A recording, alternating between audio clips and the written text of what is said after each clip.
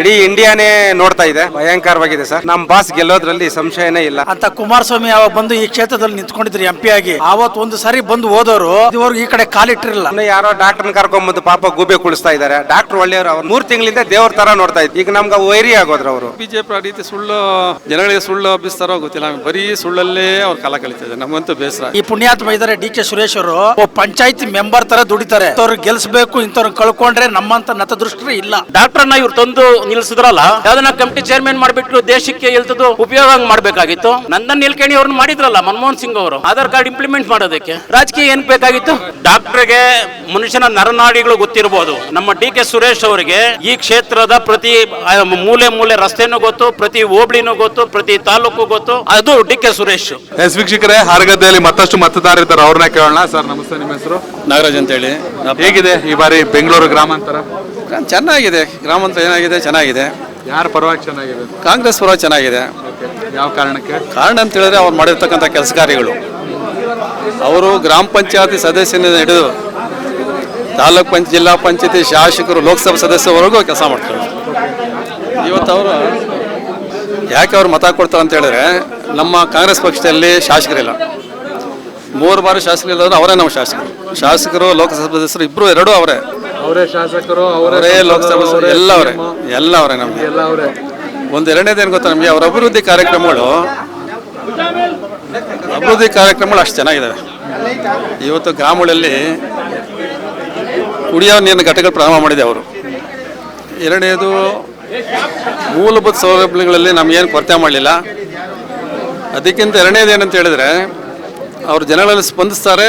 Plus ಈಗ ಕಾವೇರಿ ನೀರು, ಈಗ ನಮ್ಮ ಶಾಸಕರು ಹೇಳ್ತಾ ಇದ್ದಾರೆ, ಕಾವೇರಿ ನೀರು ನಿಮಗೆ ತರಲಿಕ್ಕೆ ಆಗೋದಿಲ್ಲ, ನಿಮ್ಗೆ ಶಕ್ತಿ ಇಲ್ಲ ಅಂತ ಹೇಳ್ತಾನೆ ಇದ್ರು ನಮ್ಮ ಶಾಸಕರು, ನಮ್ಮ ವ್ಯಾಪ್ತಿ ಶಾಸಕರು. ಆದರೆ ಅವರು ಯಾಕೆ ತರೋಕ್ಕಾಗೋದಿಲ್ಲ ಅಂತ ಚಾಲೆಂಜ್ ಮಾಡಿ ತಂದರು. ಕಳೆದ ಬಾರಿ ಕಾವೇರಿ ನೀರು ಕೊಡ್ತೀವಿ ಅಂತೇಳಿ ಜನಗಳಲ್ಲಿ ಹೋದಾಗ ಅವ್ರು ಏನು ಹೇಳಿದ್ರು ಗೊತ್ತು, ಜನ ಸುಳ್ಳು ಆಶ್ವಾಸನೆ ಹೇಳ್ತಾ ಇದ್ದಾರೆ ಅಂತ ಹೇಳ್ತಾ ಇದ್ರು ಕಳೆದ ಬಾರಿ ಹೇಳಿದಾಗ.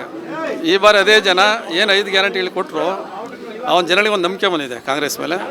ಆಮೇಲೆ ಎರಡನೇದು ನಮ್ಗೆ ಏನಂತ ಹೇಳಿದ್ರೆ, ಇವತ್ತು ಅವರ ಅಣ್ಣ DK ಶಿವಕುಮಾರ್ ಅವರು ಇವತ್ತು ನಮ್ಮ ಉಸ್ತುವಾರಿ ಸಚಿವರು, ಡೆಪ್ಟಿ CM ಆಗಿದ್ದಾರೆ, ಉಪಮುಖ್ಯಮಂತ್ರಿ ಆಗಿರೋದಕ್ಕೆ ಏನು ಗೊತ್ತಾ, ನಮಗೆ ಎಲ್ಲ ಸೌಲಭ್ಯಗಳು ದೊರಕ್ತವೆ. ಈಗ ಕಾವೇರಿ ನೀರು ನೋಡಿ, ಈಗ 4 ಪಂಚಾಯತಿ ಕಾವೇರಿ ನೀರು ಆಗಲೇ ಹರಿಸಿದ್ದಾರೆ. ಈಗ ಇನ್ನು 4 ಪಂಚಾಯತಿ ಇದೆ ನಮಗೆ, 8 ಪಂಚಾಯತಿ ಹೋಬಳಿಯಲ್ಲಿ ಇನ್ನೂ 4 ಪಂಚಾಯತಿ ಇದೆ, ಅದನ್ನು ಹರಿಸ್ತಾರೆ. ಪ್ಲಸ್ ಎರಡನೇದು ಏನಂದರೆ, ಅವ್ರ ಬಗ್ಗೆ ಜನಗಳಲ್ಲಿ ಕಾಳಜಿ ಇದೆ. ನಮ್ಮಲ್ಲಿ ಮೊದಲು ಲೋಕಸಭಾ ಸದಸ್ಯರು ಚಂದ್ರಶೇಖರ್ ಮೂರ್ತಿಯವರು, ಆಮೇಲೆ ಇವರು ಶ್ರೀನಿವಾಸ್ ಬಂದಿದ್ದರು, ಅದಾದ ನಂತರ ತೇಜಸ್ವಿ ಬಂದರು, ನಂತರ ಇವ್ರು ಬಂದರು. ಪ್ಲಸ್ ಇವ್ರ ಥರ ಯಾರು ಲೋಕಸಭಾ ಸದಸ್ಯರು ಪಂಚಾಯತಿ ವಾರ ಬರ್ತಿರ್ಲಿಲ್ಲ. ಈಗ ನಮಗೆ ಅವ್ರು ಲೋಕಸಭಾ ಸದಸ್ಯರು ಏನಾದರೂ ಆ ರೀತಿ ನಮ್ಗೆ ಶಕ್ತಿ ಕೊಟ್ಟಿಲ್ಲ ಅಂತ ಹೇಳಿದ್ರೆ, ಇವತ್ತು ಕಾಂಗ್ರೆಸ್ ಇಲ್ಲಿ ಉಳಿಯೋಕ್ಕೆ ಕಷ್ಟ ಆಗ್ತಾಯಿತ್ತು. ಯಾಕಂತೇಳಿ ಎಲ್ಲ BJP ಇರ್ತಕ್ಕಂಥ ಒತ್ತಡದಲ್ಲಿ ಅವರು ನಮಗೆಲ್ಲ ಬೆನ್ನೆಲುವಾಗಿ ನಿಂತು ಪಕ್ಷನ ಬೆಳೆಸಲಿಕ್ಕೆ, ಪಕ್ಷನ ಕಟ್ಟಲಿಕ್ಕೆ ಎಲ್ಲರಿಗೂ ಶಕ್ತಿ ಕೊಟ್ಟರು. ಯಾವ ಲೀಡ್ರು ಹೊರಗಡೆ ಹೋಗಲಿಲ್ಲ. ಅದರಿಂದ ಏನು ಗೊತ್ತಾ, ಸರ್ ಗೆಲ್ತಾರೆ. ಜೊತೆಗೆ ರಾಜ್ಯದಲ್ಲಿ ಕಾಂಗ್ರೆಸ್ ಸರ್ಕಾರ ಇದೆ, ಎಷ್ಟು ಪ್ಲಸ್ ಆಗುತ್ತೆ? ಗ್ಯಾರಂಟಿ ಪ್ಲಸ್ ಪಾಯಿಂಟ್ ಆಗುತ್ತೆ. ಎರಡನೇದು ಏನು ಗೊತ್ತಾ, ಅವರು ಬೂತ್ ಮಟ್ಟದಲ್ಲಿ ರಾಜಕಾರಣ ಮಾಡ್ತಾರೆ. ಈ ಎಲ್ಲ ಈಗ ಲೋಕಸಭಾ ಸದಸ್ಯರು 28 ಜನ ಲೋಕಸಭಾ ಸದಸ್ಯರ ರಾಜ್ಯದಲ್ಲಿ, ಅವ್ರಿಗೂ ಇವ್ರಿಗೆ ಕಂಪೇರ್ ಮಾಡೋದು ನಿಮ್ಗೆ ಅರ್ಥ ಆಗುತ್ತೆ ಅಲ್ವಾ? ಆ ಲೋಕಸಭಾ ಸದಸ್ಯರೆಲ್ಲ ಏನು ಮಾಡ್ತಾ ಇದ್ದಾರೆ, ಈ ಲೋಕಸಭಾ ಸದಸ್ಯರು ಏನು ಮಾಡ್ತಾರೆ. ಇವತ್ತು ನಾವು ಒಂದೊಂದು ಯೋಚನೆ ಮಾಡಬೇಕಾಗ್ತೈತೆ. ಇನ್ನೊಂದು ಯೋಚನೆ ಮಾಡಿದಾಗ ಅವರಿಗೆ ಮತ ಕೊಡ್ತಾರೆ. ಜನ ಯಾಕೆ ಕೊಡ್ತಾರೆ ಅಂತ ಹೇಳಿದ್ರೆ, ಇವತ್ತು ಹೆಣ್ಮಕ್ಳಿಗೆ 2000 ಇರ್ಬೋದು, ಆಮೇಲೆ ಇದು 5 ಏನು ಪಂಚ ಯೋಜನೆಗಳಿದೆ ನೋಡ್ರಿ, ಅವೆಲ್ಲ ಮನೆ ಮುಟ್ಟಿದ್ದಾವೆ. ಈಗ ನಾವೇನು ಮಾಡ್ತಾಯಿದ್ದೀವಿ, ಅವರು ಜನಸ್ಪಂದನ ಕಾರ್ಯಕ್ರಮ ಮಾಡ್ಕೊಂಡಿದ್ರು ಕಳೆದ ಬಾರಿ ಅಂದರೆ 1 ತಿಂಗಳ ಹಿಂದೆ ಇರ್ಬೋದು ಮೋಸ್ಟ್ಲಿ.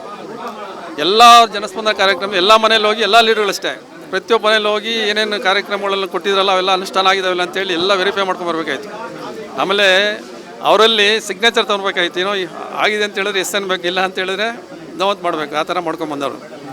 ಅದರಿಂದ ನಮ್ಗೆ ಏನಂತ ಹೇಳಿದ್ರೆ, ಇಂಥ ಲೋಕಸಭಾ ಸದಸ್ಯಕ್ಕೆ ಕಷ್ಟ ಕಳಿಸ್ಕೊಂಡ್ಮೇಲೆ ಸಿಗೋಲ್ಲ. ಅದಕ್ಕೋಸ್ಕರ ಹೆಂಗುತ್ತೆ, ಎಲ್ಲರೂ ಅವರಿಗೆ ಕಾಂಗ್ರೆಸ್ಗೆ ಮತ ಮಾಡ್ತಾರೆ. ಲೋಕಸಭಾ ಸದಸ್ಯರು ಗೆಲ್ತಾರೆ, 100% ಗೆಲ್ತಾರೆ. BJP ಅಭ್ಯರ್ಥಿ ಬಗ್ಗೆ ಏನು ಹೇಳ್ತಾರೆ? ಈಗ ಪಾಪ ಅವ್ರು ಭಾಳ ಒಳ್ಳೆಯವರು, ಡಾಕ್ಟರ್ ಮಂಜುನಾಥ್ ಅವರು ಬರಬಾರ್ದಾಗಿತ್ತು, ರಾಜಕೀಯ ಬರಬಾರ್ದು. ಯಾಕಂತೇಳಿದ್ರೆ ದೇವೇಗೌಡರು ಅಂತನ ಅವ್ರು ನೋಡಿರಿ, ನೀವೇ ನೋಡಿರಿ, ಕಳೆದ ಬಾರಿ ಕಾಂಗ್ರೆಸ್ ಜೊತೆಲಿದ್ದರು, ಈ ಬಾರಿ BJP ಜೊತೆಲಿ ಕೈ ಜೋಡಿಸಿದ್ದಾರೆ. ಆಗಿರುವಾಗ ಜನ ಏನು ಮಾಡ್ತಾರೆ ಹೇಳಿ ಯೋಚನೆ ಮಾಡಲ್ವಾ? ಈಗ ನೋಡಿ, ನೀವು ಯೋಚನೆ ಮಾಡಿ, ಅವರೇ ನಿಲ್ಬೋದಾಯ್ತಲ್ಲ ಗ್ರಾಮಾಂತರದಲ್ಲಿ. ಯಾಕೆ ಮಂಡ್ಯಗೆ ಹೋದರು? ಈಗ ಅವರು ರಾಮನಗರ ಜಿಲ್ಲೆ ಬೆಳವಣಿಗೆ ಮಾಡಿದ್ವಿ, ಎಲ್ಲ ನಾವು ಎಲ್ಲ ನಮ್ಮಿಂದನೇ ರಾಜ್ಯ ನಿಜ ಜಿಲ್ಲೆ ಮಾಡಿದ್ವಿ, ಎಲ್ಲ ಮಾಡಿದ್ವಿ ಅಂತ ಹೇಳ್ತಾರೆ. ಇಲ್ಲೇ ನಿಲ್ಬೋದಾಯ್ತಲ್ಲ ಅವರು. ಮಂಡ್ಯಗೆ ಹಾಕೋದ್ರು, ಇವನ್ನ ಯಾಕೆ ಬಲಿಪೋಷ ಕೊಟ್ಟರು ಅಲ್ವರಾ? ಅದರಿಂದ ಏನಾಗುತ್ತೆ ಅಂತ ಎಲ್ಲರೂ ಅಷ್ಟೇ. ಇವತ್ತು ಏನು ನಮ್ಮ ಕಾಂಗ್ರೆಸ್ ಪಕ್ಷ ಇದೆ, ಸಿದ್ದರಾಮಯ್ಯನವರು ಇರ್ಬೋದು, ಡಿ ಕೆ ಶಿವಕುಮಾರ್ ನೇತೃತ್ವದಲ್ಲಿ ಏನು ಕಾರ್ಯಕ್ರಮ ಹಮ್ಮಿಕೊಂಡಿದ್ದಾರೆ ಅವೆಲ್ಲ ಅನುಷ್ಠಾನಕ್ಕೆ ಬಂದಿದೆ, ಜನ ನಂಬಿಕೆ ಇದೆ. ಆಮೇಲೆ ಸುಳ್ಳು ಹೇಳ್ತಾರೆ ಕೆಲವರ, ಬಿ ಜೆ ಪಿ ಸುಳ್ಳು ಹೇಳ್ತಾರೆ. ಹೆಂಗೆ ಗೊತ್ತಾ, ಲೋಕಸಭಾ ಇದು ಚುನಾವಣೆ ಆದಮೇಲೆ ಇರೋದಿಲ್ಲ, ಆಮೇಲೆ BBMP ಆದರೆ ಇರೋದಿಲ್ಲ, ಆಮೇಲೆ ತಾಲೂಕು ಜಿಲ್ಲಾ ಪಂಚಾಯತ್ ಎಲೆಕ್ಷನ್ ಆದಮೇಲೆ ಇವೆಲ್ಲ 5 ಗ್ಯಾರಂಟಿಗಳು ಇರೋದಿಲ್ಲ ಅಂತ ಹೇಳ್ತಾರೆ. ಸುಳ್ಳದು. ಅದಾದಮೇಲೆ ಅದು ಯಾಕೆ BJP ಆ ರೀತಿ ಸುಳ್ಳು ಜನಗಳಿಗೆ ಸುಳ್ಳು ಹಬ್ಬಿಸ್ತಾರೋ ಗೊತ್ತಿಲ್ಲ. ಬರೀ ಸುಳ್ಳಲ್ಲೇ ಅವ್ರು ಕಾಲ ಕಳೀತಿದೆ. ನಮಗಂತೂ ಬೇಸರ. ಏನು ನೇರವಾಗಿ ಮಾತಾಡಬೇಕು. ಒಟ್ಟಿನಲ್ಲಿ ಡಿ ಕೆ ಸುರೇಶ್ ಅವರು ಅತಿ ಹೆಚ್ಚು ಅಂತರದಿಂದ ಗೆಲ್ತಾರೆ. ಎಲ್ಲೇ ಗೆಲ್ತಾರೆ. ನೀವು ಇದು ಏನು ಗೊತ್ತಾ, ಜೂನಲ್ಲಿ ನೀವು 4ನೇ ತಾರೀಕು ನಿಮಗೆ ರಿಸಲ್ಟ್ ಬಂದಾಗ ನೀವೇ ಹೇಳ್ತೀರಾ.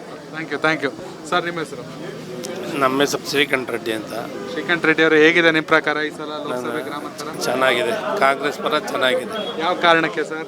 ಚೆನ್ನಾಗಿದೆ. ಯಾವ ಕಾರಣಕ್ಕೆ ಎಲ್ಲ ಒಳ್ಳೆ ಕೆಲಸಗಳು ಮಾಡ್ತಾ ಇದ್ದಾರೆ, ಎಲ್ಲ ಒಳ್ಳೆ ಕೆಲಸಗಳು ಮಾಡ್ತಾರೆ. ಹೌದು, ಮಾಡ್ತಾ ಇದ್ದಾರೆ. ಚೆನ್ನಾಗಿ ಅಭಿವೃದ್ಧಿ ಮಾಡವ್ರೆ. ಒಳ್ಳೆ. Thank you sir. ನಿಮ್ಮ ಹೆಸರು? ಅಂಜನ್ ರೆಡ್ಡಿ ಅಂತ. ಹೇಗಿದೆ ಸರ್ ಬೆಂಗಳೂರು ರೂರಲ್? ಭಯಂಕರವಾಗಿದೆ ಸರ್. ಇಡೀ ಇಂಡಿಯಾನೇ ನೋಡ್ತಾ ಇದೆ. ನಮ್ಮ ಬಾಸ್ ಗೆಲ್ಲೋದ್ರಲ್ಲಿ ಸಂಶಯನೇ ಇಲ್ಲ. ಸುಮ್ಮನೆ ಯಾರೋ ಡಾಕ್ಟ್ರನ್ನ ಕರ್ಕೊಂಬಂದು ಪಾಪ ಗೂಬೆ ಕುಳಿಸ್ತಾ ಇದ್ದಾರೆ. ಡಾಕ್ಟ್ರು ಒಳ್ಳೆಯವರು, ಅವ್ರನ್ನ ತಾವು ಅನ್ನಂತ ಭಾವಿಸಲ್ಲ. ಅಥವಾ ಬೆಂಗಳೂರು ರೂರಲ್ಲಿ ರಾಜಕೀಯಕ್ಕೆ ಬರಬಾರ್ದೇ ಆಗಿತ್ತು. ಅವ್ರು ನಾವು 3 ತಿಂಗಳಿಂದ ದೇವ್ರ ಥರ ನೋಡ್ತಾ ಇದ್ವಿ. ಈಗ ನಮ್ಗೆ ವೈರಿ ಆಗೋದ್ರು ಅವರು. ಅವ್ರನ್ನ ಸುಮ್ಮನೆ ಬಂದು ಇವಾಗ ಅಕಸ್ಮಾತ್ ಬೈ ಚಾನ್ಸ್ ಗೆದ್ರೂ ಅವ್ರ ಮುಖ ತೋರಿಸಲ್ಲ ಈ ಕಡೆ. ನಮ್ಮ ಬಾಸ್ ಮನೆಗೂ ಬರ್ತಾರೆ, ನಮ್ಮ ಮನೆಗೂ ಬಂದಿದ್ದಾರೆ, ಎಲ್ಲರ ಮನೆಗೂ ಬರ್ತಾರೆ. ಪ್ರತಿಯೊಂದು ಗ್ರಾಮ ಪಂಚಾಯತಿನೂ ಗೊತ್ತು, ಗ್ರಾಮ ಪಂಚಾಯತ್ ಸದಸ್ಯನಿಗೆ ಗೊತ್ತು. ಇಡೀ 27 ಲಕ್ಷ ಓಟ್ ಇದೆಯಾ, ಒಬ್ಬ ಸದಸ್ಯನ ಹೆಸರು ಹೇಳ್ತಾರೆ ಅಂತ ಅವ್ರು ಸಿಕ್ಕಿದ್ದಾರೆ.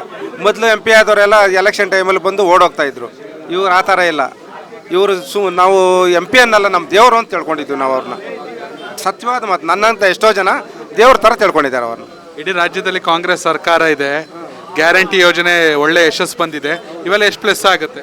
ಪ್ಲಸ್ ಅಂದರೆ 100% ಪ್ಲಸ್ ಆಗುತ್ತೆ ಸರ್. ನಮ್ಮ ಈ ಲೀಡ್ ಅಂದರೆ ಅದು ಹೇಳೋಕ್ಕಾಗಲ್ಲ. ಈ ಸಲ ತುಂಬ ಟಫ್ ಇದೆ. 1 ಲಕ್ಷ ಮೇಲೆ ಲೀಡ್ ಬಂದೇ ಬರುತ್ತೆ, ಅದ್ರಲ್ಲಿ ಸಂಶಯನೇ ಇಲ್ಲ. Thank you sir. ನಮ್ಮ ಹೆಸರು ನಾರಾಯಣ ಅಂತ. ಏನು ಮಾಡ್ತೀರಾ? ನಾವು ಒಬ್ಬ ರೈತರೇ. ಇಲ್ಲಿ ಕಾಂಗ್ರೆಸ್ ಪ್ರಾಬಲ್ಯವಾಗಿದೆ ಅಂತ ಕುಮಾರಸ್ವಾಮಿ ಯಾವಾಗ ಬಂದು ಈ ಕ್ಷೇತ್ರದಲ್ಲಿ ನಿಂತ್ಕೊಂಡಿದ್ರು MP ಆಗಿ, ಆವತ್ತು ಒಂದು ಸಾರಿ ಬಂದು ಹೋದವರು ಇದುವರೆಗೂ ಈ ಕಡೆ ಕಾಲಿಟ್ಟಿರಲಿಲ್ಲ ಕುಮಾರಸ್ವಾಮಿ ಅವರು. ಇನ್ನು ಅವ್ರ ಭಾವ ಪಾಪ AC ಒಳಗಿದ್ದವರು ಇನ್ನು ಬಂದು ಏನು ರಾಜಕಾರಣ ಮಾಡ್ತಾರೆ. ಈ ಪುಣ್ಯಾತ್ಮ ಇದ್ದಾರೆ ಡಿ ಕೆ ಸುರೇಶ್ ಅವರು, ಪಂಚಾಯತಿ ಮೆಂಬರ್ ಥರ ದುಡಿತಾರೆ. ಪ್ರತಿಯೊಬ್ಬ ಜನಸಾಮಾನ್ಯರಿಗೂ ಕೈ ಸಿಗ್ತಾರೆ. ಇಂಥವ್ರು ಗೆಲ್ಲಿಸ್ಬೇಕು, ಇಂಥವ್ರನ್ನ ಕಳ್ಕೊಂಡ್ರೆ ನಮ್ಮಂಥ ನತದೃಷ್ಟರು ಇಲ್ಲ. 100% ಡಿ ಕೆ ಸುರೇಶ್ ಅವರು ವಿನ್ ಆಗ್ತಾರೆ, ಲಕ್ಷಾಂತರದಲ್ಲಿ ಗೆಲ್ತಾರೆ ಅಷ್ಟೇ. Thank you. ಸರ್ ನಾನು ಪ್ರಭಾಕರ್ ಅಂತ ಸರ್. ಹೇಗಿದೆ ರೂರಲ್? ಚೆನ್ನಾಗಿದೆ ಸರ್. ಕಾಂಗ್ರೆಸ್ ಪರವಾಗಿ ಅಲೆ ಇದೆ ನೋಡಿ. ಈಗ ಅದಕ್ಕೆ ಸಾಕ್ಷಿ ನಾವು ಇರೋ ಒಂದು ಹೈಟೆಕ್ ಬಸ್ ನಿಲ್ದಾಣನೇ ಇದನ್ನು ಮಾಡಿಸಿರೋದು. CCTV ಎಲ್ಲ ಹಾಕಿದ್ದಾರೆ, ಚಾರ್ಜಿಂಗ್ ಪಾಯಿಂಟ್ ಇದೆ, ಮತ್ತು KC ವ್ಯಾಲ್ಯೂಗೆಲ್ಲ ನೀರು ತಂದು ಎಲ್ಲ ಕೆರೆಗಳು ತುಂಬಿಸಿದ್ದಾರೆ, ಮತ್ತು ಈ ದ್ವಿಪಥದ ರಸ್ತೆ ಮಾಡಿಸಿದ್ದಾರೆ. ಈ ರಸ್ತೆಗಳು ಮಾಡಿಸ್ಮೇಲೆ ಇಲ್ಲೆಲ್ಲ ಜಮೀನು ನಮ್ಮ ಕಡೆ ಭಾಗಗಳಿಗೆಲ್ಲ ಒಳ್ಳೆ ಜಮೀನಿಗೆ ದುಪ್ಪಟ ದರ ಬಂತು. ಮತ್ತು ವೇರ್ ಹೌಸ್ಗಳು ಬರ್ತಾ ಇದ್ದಾವೆ, ವೇರ್ ಹೌಸ್ಗಳ ಸಂಖ್ಯೆ ಹೆಚ್ಚಾಗ್ತಾ ಇದೆ. ಮತ್ತು ಎಲೆಕ್ಟ್ರಾನ್ ಸಿಟಿ ನಿಯರ್ ಇದೆ, ಬೆಂಗಳೂರು ಔಟರ್ ಕಟ್ ಇರೋದ್ರಿಂದ ಫ್ಲಿಪ್ಕಾರ್ಟ್ ಅವರು ಮತ್ತು ಎಲ್ಲ ಕಂಪ್ನಿಗಳು ಬಂದು ವೇರ್ ಹೌಸ್ಗಳು ಮಾಡ್ತಾ ಇದ್ದಾರೆ.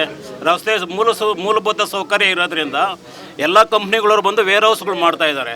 ವೇರ್ ಹೌಸ್ಗಳು ಮಾಡ್ತಾ ಇರೋದ್ರಿಂದ ನಮ್ಮ ಜಮೀನುಗಳು ನಾವು ಈಗ ಬಾಡಿಗೆ ಕೊಡ್ತಾ ಇದ್ದೀರಿ. ನಾವು ಜಮೀನುಗಳನ್ನ ಉಳಿಸ್ಕೊಂಡು ಮಾರ್ದಿರ ಬಾಡಿಗೆ ಕೊಡ್ತಾ ಇದ್ದೀರಿ. ಅದಕ್ಕೆ ಕಾರಣನೇ ಸುರೇಶ್ ಅವರು.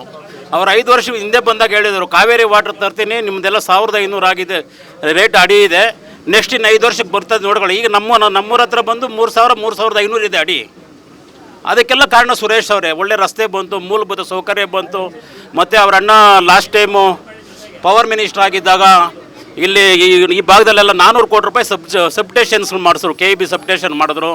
ಮತ್ತು ಒಳ್ಳೆ ಮೆಗಾವಾಟ್ ಒಂದು ಪವರ್ ಸ್ಟೇಷನ್ಗಳು ಮಾಡಿದ್ರು ಜಗಣಿನಲ್ಲಿ. ನಮ್ಮ ಡಿ ಕೆ ಸುರೇಶ್ ಅವರು ಯಾವ ಥರ ಅಂದರೆ, ಡಾಕ್ಟ್ರಿಗೆ ಮನುಷ್ಯನ ನರನಾಡಿಗಳು ಗೊತ್ತಿರ್ಬೋದು. ನಮ್ಮ ಡಿ ಕೆ ಸುರೇಶ್ ಅವರಿಗೆ ಈ ಕ್ಷೇತ್ರದ ಪ್ರತಿ ಮೂಲೆ ರಸ್ತೆನೂ ಗೊತ್ತು, ಪ್ರತಿ ಹೋಬಳಿನೂ ಗೊತ್ತು, ಪ್ರತಿ ತಾಲೂಕು ಗೊತ್ತು, ಎಲ್ಲಿ ತಹಸೀಲ್ದಾರ್ ಆಫೀಸ್ ಎಲ್ಲಿದೆ ಅನ್ನೋದು ಗೊತ್ತು, ಯಾವ ಹೋಬಳಿ ಎಲ್ಲಿದೆ ಅಂತ ಗೊತ್ತು, ನಾಡು ಕಚೇರಿ ಎಲ್ಲಿದೆ ಅಂತ ಗೊತ್ತು. ನೀವು ಕುಡಿಗಲ್ಲಲ್ಲಿ ಎಲ್ಲಿಗೆ ಹೋಗ್ಬೇಕು ಅಂತ ನೀವು ಆನೆಕಲ್ಲಲ್ಲಿ ಬಿಟ್ಟರೆ ಯಾವ ರಸ್ತೆಯಲ್ಲಿ ಕರ್ಕೊಂಡು ಹೋಗ್ಬೇಕಂತ ಅವ್ರು ಕರ್ಕೊಂಡು ಹೋಗ್ತಾರೆ. ಅದು ಡಿ ಕೆ ಸುರೇಶ್.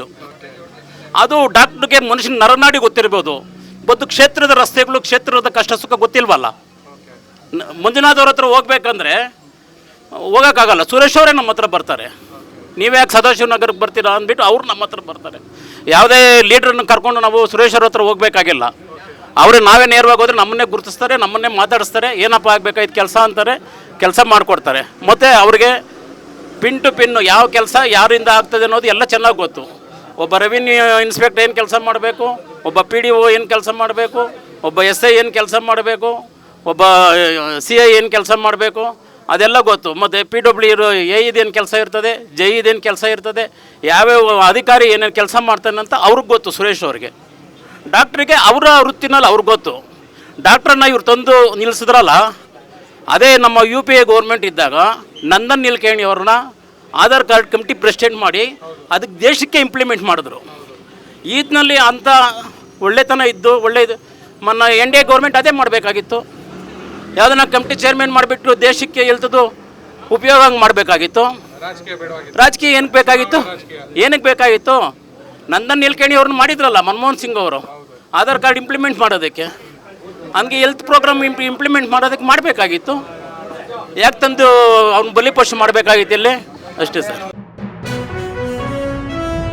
ಜನ ಪ್ರತಿದಿನ ಟೈಮ್ ಸರಿಯಾಗಿ ಊಟ ಮಾಡ್ತಾರೋ ಬಿಡ್ತಾರೋ, ಆದರೆ ಪೊಲಿಟಿಕಲ್ ಟ್ರೆಂಡ್ ಏನಿದೆ ಅಂತ ಪ್ರತಿದಿನ ಪ್ರತಿ ಕ್ಷಣ ಕಾಯ್ತಿರ್ತಾರೆ.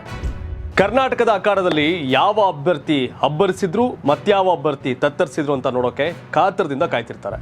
28 ಕ್ಷೇತ್ರಗಳ ಪ್ರತಿದಿನದ ಪಬ್ಲಿಕ್ ಪಲ್ಸ್ ಏನು, ಪ್ರಚಾರದಲ್ಲಿ ಯಾರ ಮುಂದೆ ಯಾರ ಹಿಂದೆ ಎಲ್ಲ ಮಾಹಿತಿಯನ್ನು ನಾವು ಕೊಡ್ತೇವೆ.